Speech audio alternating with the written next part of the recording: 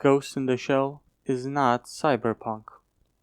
So, I have spent the last few months rereading the critical acclaimed manga Ghost in the Shell, and I have rewatched a lot of the movies and TV shows, and I could say without a doubt that the manga that spawned it all is not part of this beloved genre of cyberpunk. Now yes, the movies by Mamorushi are cyberpunk. Even the 2017 live-action movie is. But let me take you on a journey and show you what I mean and how I came to these conclusions. First, let's define cyberpunk. What is it, and what makes a piece of media cyberpunk?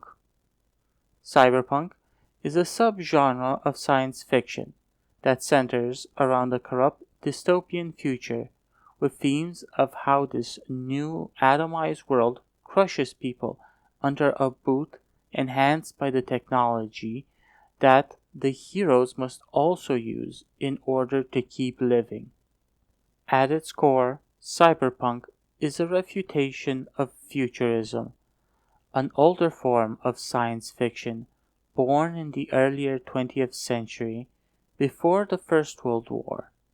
It was an optimistic movement that celebrated the power of human creativity and embraced the future with open arms. But after two world wars and an ongoing Cold War with no end in sight, in the 1960s and 70s, cyberpunk was born, where the future seemed more like a threat than anything else. More killing, more waste, and mechanized industries that threatened to rob us of everything. Futurism was born out of hope. Cyberpunk was born out of fear. And it's not uncommon to see this, that the new generation of authors to write about how the promises made by the past generation to have been a lie, and write their own fiction, almost in response to that unfulfilled promise. So, let's take a look at Ghost in the Shell. The manga is structured in an episodic manner. Each chapter is a self-contained story, with themes that build off of each other to form a greater whole. Bit by bit, each explore themes and leitmotifs that lead the main point of transhumanism. And, to give the devil his due, these themes and the aesthetics of the manga paint a picture that most would call cyberpunk.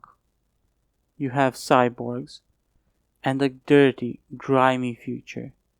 You have the constant theme of corruption, where in every chapter some politician is involved in some nefarious acts. But Section 9, the organization that Major Moriko Kusanagi, our protagonist for the first volume of the manga, belongs to, always roots out the bad apples. They arrest the crooked politicians and corrupt military personnel in order to make Japan a little bit safer. They aren't an underground group of hackers working against the system. They aren't an exception to the rule. They are a part of the system. In Ghost in the Shell, the system works. But, you may say, what about the bigger picture? The themes of transhumanism and the greater investigation into the self, the struggle of man versus machine, where man is dependent on the machines he built. That is cyberpunk. To that I say, fair point. The manga does indeed invoke these big picture ideas of identity, of what is the self. It asks these questions, but they aren't questions that the genre has a monopoly on. Fantasy, horror, and other genre fiction also tackled these subjects.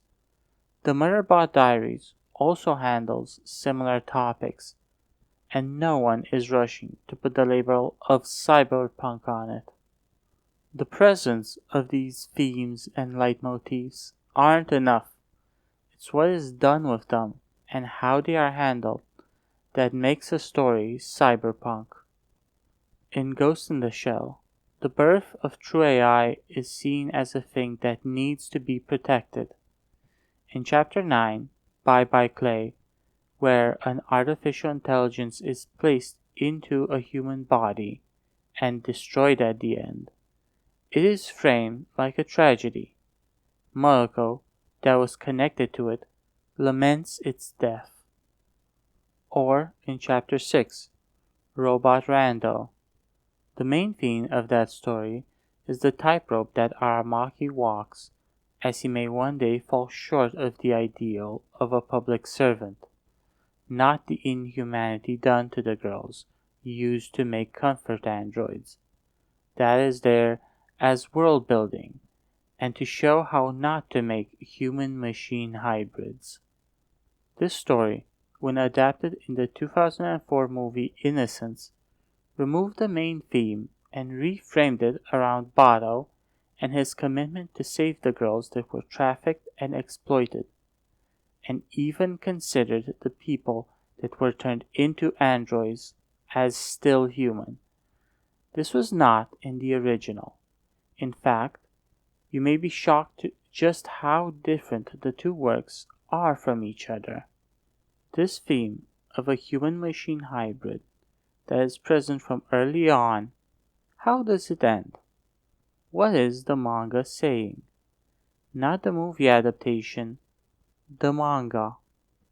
It ends with Mariko transcending as a new type of being, half human, half AI, and as she looks out to the open sky to symbolize her newfound freedom, and then out to the city with the declaration, "Ah, the net is vast."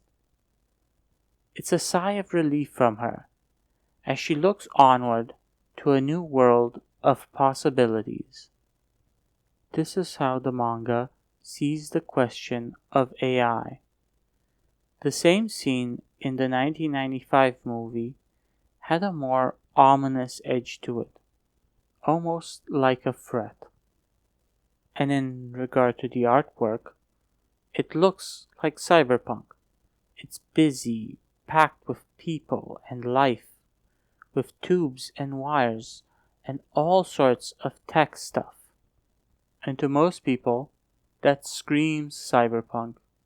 But that just shows that like most of the mangaka at the time, Shiro was influenced, even if it was indirectly by his contemporaries, by the works of the great French artist Jean Giraud, aka Mobius, whose work can be felt in the visual language of many other artists. From Nausicaa to heavy metal, he has contributed to genre fiction of all walks of life, and his work was vast and eclectic. He worked on sci-fi and fantasy, western and dashing adventure stories. In the world of pulp fiction, Jean seemed to have done it all. And just because Shiro tapped into that vein of pulp fiction greatness doesn't make it, by default, cyberpunk. But the most damning thing of all that made me rethink this common held belief, one that I have held for very long as well, was the absence of something, an absence that was made even more evident when I reread the work and when delving deeper into the other two volumes. This is not a dystopian story. It may feel like one, but this is very much a futuristic cop manga that culminates with the triumph of technology and the human will. The merger of human and AI is a good thing, unambiguously so. And the big bad actors in the Japanese government that are toying with the lives of people, they are being taken care of by the members of Section 9. The manga is at times a crime thriller, an action police drama, and a hard sci-fi book, but a desperate cry for the loss of humanity it is not. That is the movie adaptations. And they are good adaptations that do their own thing. And that right there is what happened. Most people think about the movies that are considered required viewing by cinemaphiles, and not just anime fans. That, along with the general aesthetic and the shared themes that the manga has with the genre of cyberpunk, is what warped people's perception of the manga as they read it, and as they remember it. I love this franchise. It has been adapted so many times, and throughout all of them, something new was added. Something that changed how the characters are seen, or new outlooks on the themes present. Every adaptation having something new to say.